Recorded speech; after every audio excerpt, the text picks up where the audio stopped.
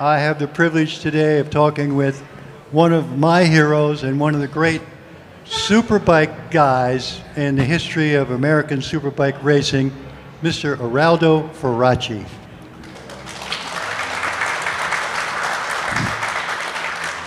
And helping us along, and also a great guy, Mr. Larry Ferracci, who's, you can imagine, a relative.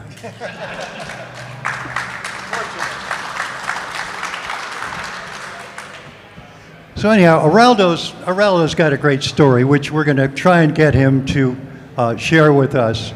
He came from Italy. He was a road racing champion, I believe, for Ducati.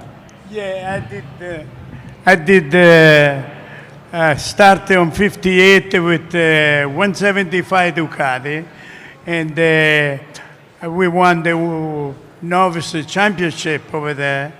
And then, since then, I stay all time with the Ducati. Only a couple of years I went with the Benelli, and then we won another championship with the 125. And then after I managed no more racing. In 64 I stopped. Okay, so you're an engineer with Benelli, I believe. You repeat, please? You were an engineer with Benelli? Well, I was, no engineer. I was talk with the engineer, work with all the engineer. And I was very good learning. So all the way, I had people very smart, and I follow, and that was most of the technical stuff and most of the trick I learned from those people. Okay, so here's where it gets good. He has an association with Benelli. Benelli is represented in the United States by a company in Philadelphia called Cosmopolitan. Yes. So there came a time when the Benelli little 175s and stuff weren't selling that great. And they needed somebody to go to the United States and perk up these little bikes and make them a little bit more presentable to the American market. And that's where Eraldo comes in. So take us through that story. When they sent me, they had a bunch of motorcycles left over because those days Honda came in with a little better looking bike. So we come in America with engineer Luigi Benelli, and then we figure out what we could do.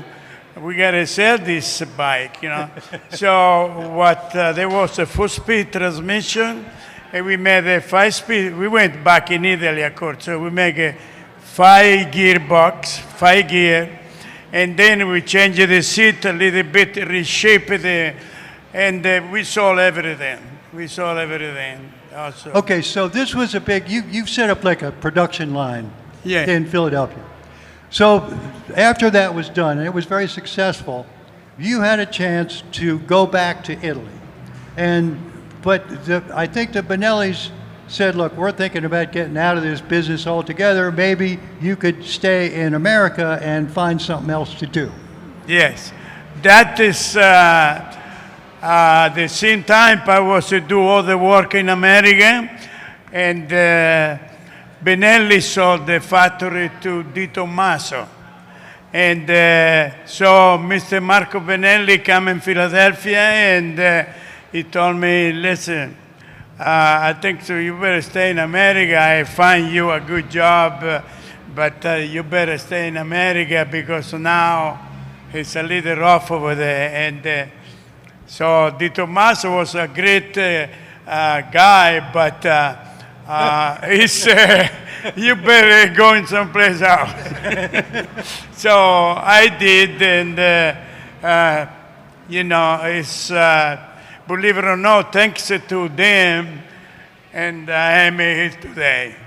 So he goes to work for a Honda dealer, I believe. You went to work for a Honda dealer.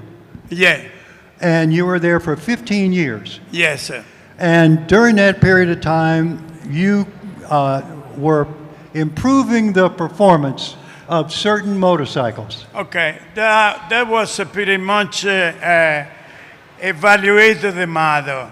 When they bring it in, I use the model, and after 2 or 3 months, I give it my opinion, and they go back to Japan and they do whatever they had to do. But you also started getting involved with racing. Now, when you first came over, and where you and I first met, we were drag racing. Yes, yes. But now we're into road racing, I believe. And when did you form a little association? I believe was Dale Quarterly. Did he ride for you? Yeah, that's when I switched in 1995. I stopped drag racing, and 85. I get involved with a couple of the people they had a Ducati F1, and fix and prepare for racing. And then, of course, we won everything. And then Ducati noticed, and Mr. Engineer Bordi, Massimo Bordi, he sent me a couple motorcycles. You got to race a superbike, and whatever you do, we got to get together, not do whatever crazy thing, you got to make sure that I approve everything, and I did. And so I did a lot of development, because sometimes to do development at the factory take longer than the... That's always true. Exactly. I used to, if I had something in mind, a couple of weeks, I'm ready to go.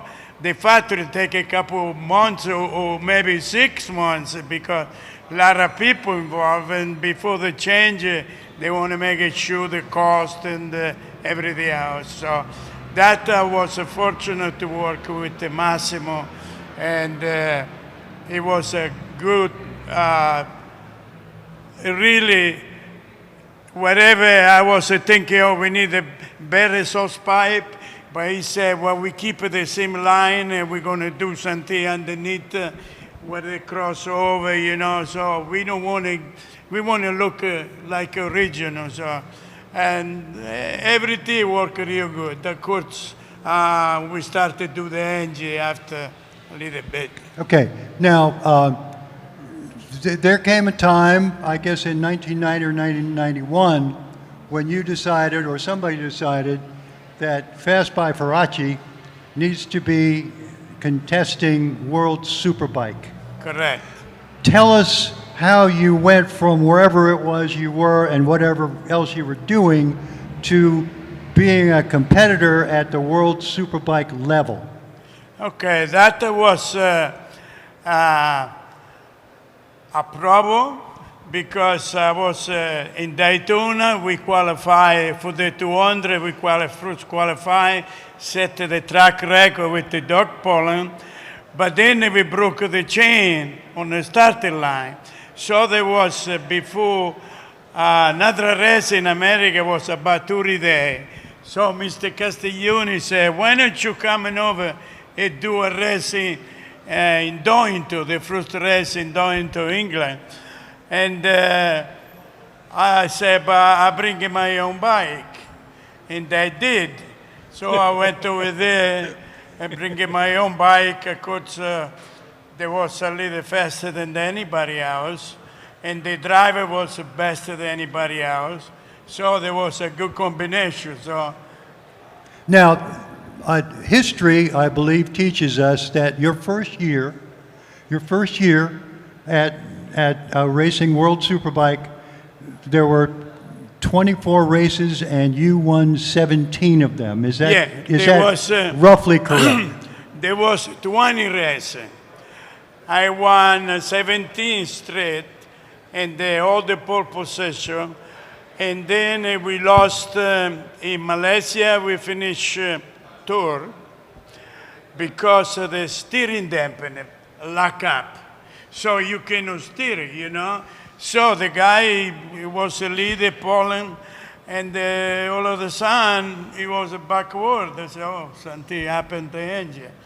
So when he finished the race, I said, what happened? He said, hey, I can even drive on the pit.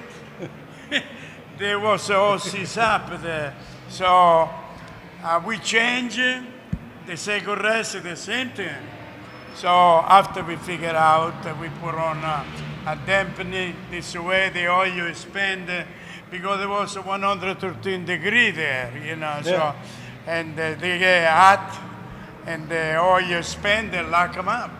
So just as a brief aside, there came a time at Daytona in the the late 90s, and Larry Pegram, I believe, was riding one of your bikes, and this bike, this was my first kind of real introduction to the magic of computers. I saw this bike warming up. It was parked with one of your helpers next to the pit wall at Daytona, and it was sitting there idling. And it was idling like it was a Harley. It was just going ka-chuff, ka-chuff, ka-chuff, ka-chuff. I thought, wow, that's pretty nice. Time goes by. There's qualifying. That motorcycle, that idled like a Harley Davidson, went through the Daytona Speedway speed trap at 199.995 miles an hour. Now, I don't know if there has ever been a bike that was clocked officially faster than that, but that's close enough to 200 miles an hour on a motorcycle that belonged to this guy that idled like a Harley. I had never seen anything like that before in my whole life.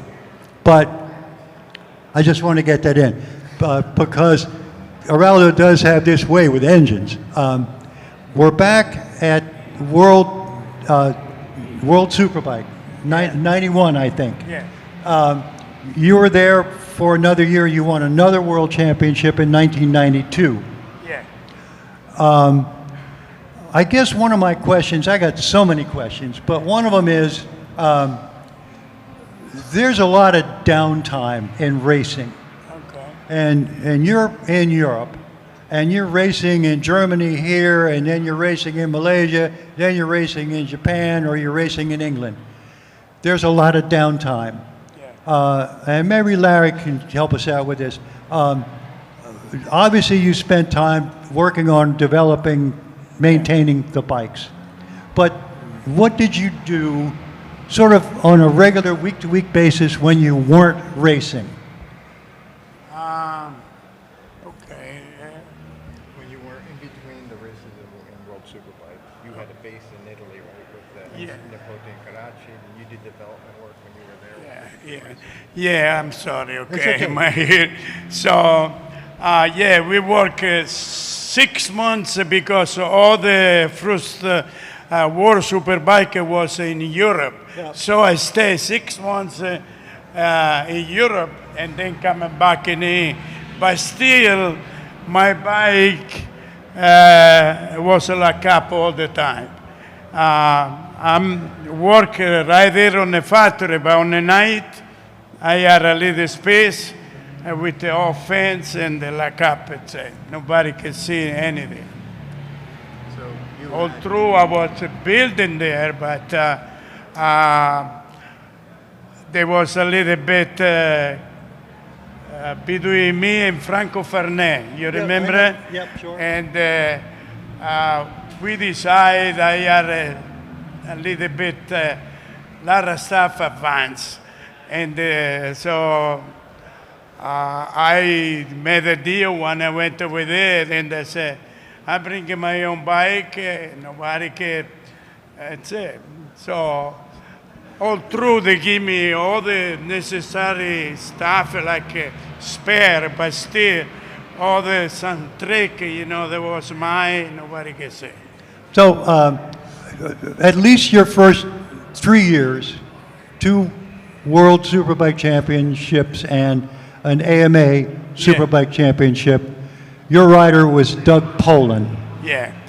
Tell me how you met and connected with Doug Poland.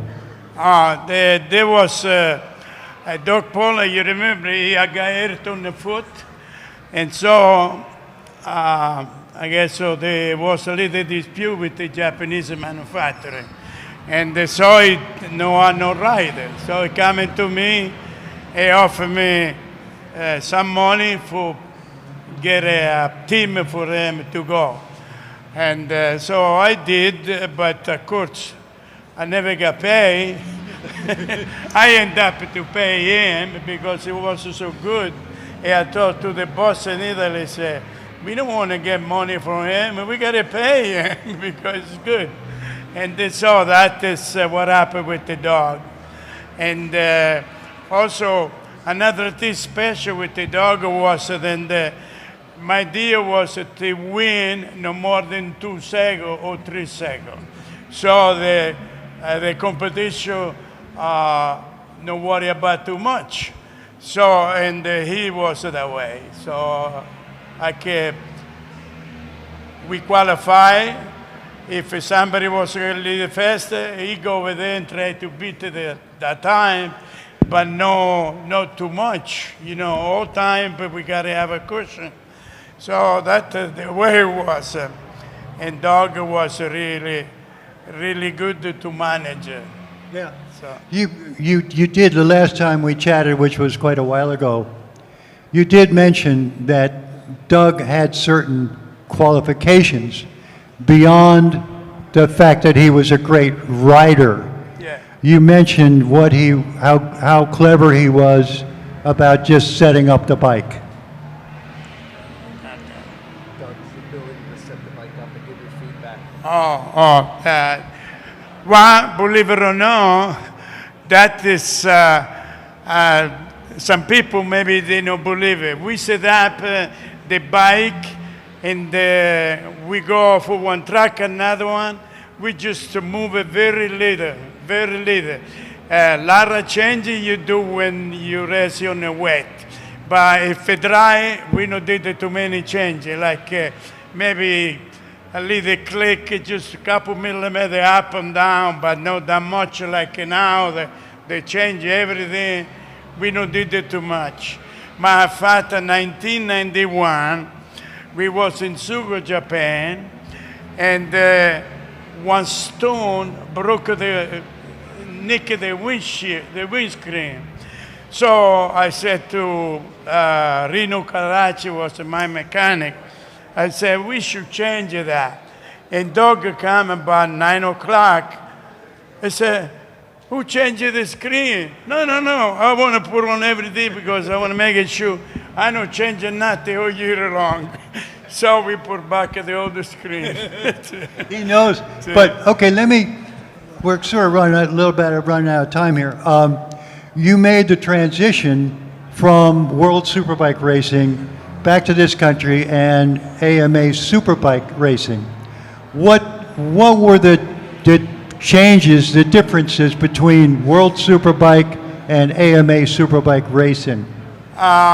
Those days, believe it or not, the competition was pretty much the same. In here, we had a good rider, lots of names to mention, like Scott Rosso and Steven, a bunch of different riders. They all was good and up to the level than there was on the World Superbike.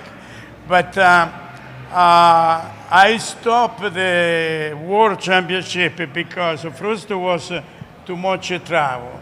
And second, the company said, hey, you do so good in here, now you better go over there and we can sell some motorcycles. Try to win over there. So that's what we did. Was any of it fun, Eraldo, or was all of it fun? Was it all fun or just fun? It's fun. There was race is a little bit complicated to describe. You got to work hard. Sometimes at 2 o'clock in the night, they will get up on the bed and start to figure out, all kinds of different things. But of course, when you win, you're happy, Ladies and gents, I think that's it for us. It's been a great privilege for me to be up here talking to Eraldo. Larry, thank you so much for your help. Eraldo Ferracci. Thank you very much.